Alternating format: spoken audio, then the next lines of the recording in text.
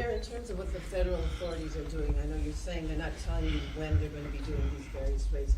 Are you getting anywhere in terms of cooperation of notifying your police agencies in advance so they can make some plans to deploy, if necessary, to some of the local communities? No, we're not. No, we're not. And we also don't know, again, about the ICE raids. And that's why I think, I would appeal to the president to stop the ICE raids so that we can have stability in our city. I think about the families who are afraid to go to work and go to school. I was talking to a friend today who, in her local grocery store, the shelves were empty. A lot of the shelves were empty because people aren't coming to work to stock the shelves. We have to look at the contributions that the immigrant population makes to our local economy. And you know that there are some industries that are the majority are immigrant labor. And so when you frighten immigrants and they don't want to come to work, you are hitting at the heart of our local economy. The nannies that can't show up, the gardeners that can't show up. That impacts households in a way that I don't think people often realize the extent. Any other questions? Yeah, Mayor Bass, I don't know if you heard earlier, the president referred to that it would look similar to how it did back in January. The LA wildfires, it didn't have federal law enforcement here.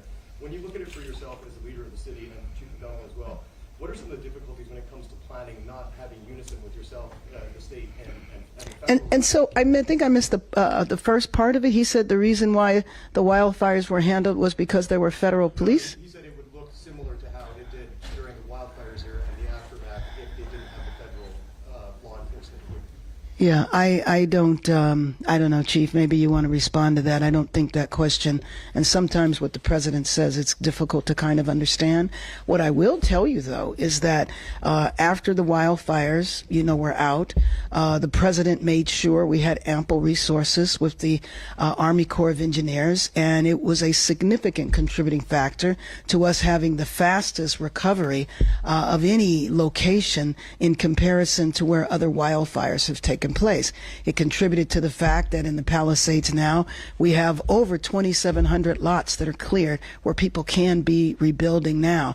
I was at a property a couple of weeks ago where the frame of the house is already up. This to me is drastically different. That was in complete cooperation and coordination with the federal government.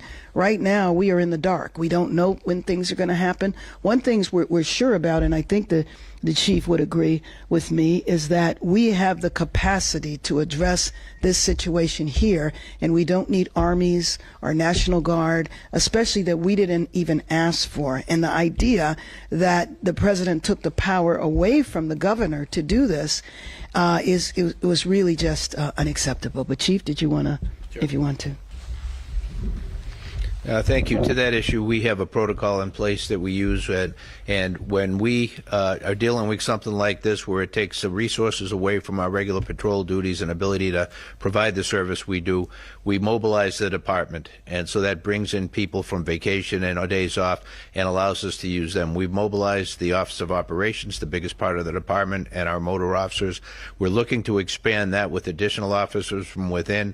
We requested through the Sheriff mutual aid, which then is coordinated by the Office of Emergency Management in the state, OES, Emergency Services, with the Sheriff, and they bring in then surrounding communities and in this case counties to be able to help supplement our resources to deal with the issues at hand. They are tremendous partners. We've worked very closely together for the past couple of days now, and I think we have seen a significant improvement in things, and we will continue to watch for that as we move forward. We're hopeful with this curfew that'll give us additional tool as well to be able to bring this chapter to a close. When we heard from you this weekend, you mentioned officers being overwhelmed and you needed to get into a position where you could make large-scale arrests, and that you were considering things that it was really too early to determine whether or not the National Guard was necessary on the city streets. Given what you've just said, have you reevaluated the potential need for the National Guard? Yeah, and the I guess the sequence would be, as I mentioned, we request mutual aid, partner agencies from throughout, in this case, the 7-county area. The next step, then, if we weren't able to handle the issue, is to request through the sheriff to the governor and the emergency OES at the state National Guard to be deployed. We are nowhere near that. In this environment, we believe we can do what we need to do with the resources that we now have access to, and I think we've seen a dramatic increase in arrests over the last couple of days. I believe that will continue, and that will help bring some order to what we've seen in the past few days. So, no. Hey, Chief, what does it mean? I'm seeing where the Emergency Operations Center we're at level 2 activation. What does that mean to the people of LA to know we're at level 2? Yeah, there's anybody want to? Yeah, go ahead. Probably more specifically, Choi. Chief Chow, that's okay. Blake Chow from Office of Special Operations. So just like our Department of Operations Center across the hall, when we get into a emergency that needs to be managed, the EOC can be pushed up to a level 2, and that means all the other city departments that work for the mayor come in and have a rep here, and we're able to coordinate city response to anything that's going on within the city. That's what level 2 is. Let me also just add to your question that you were asking.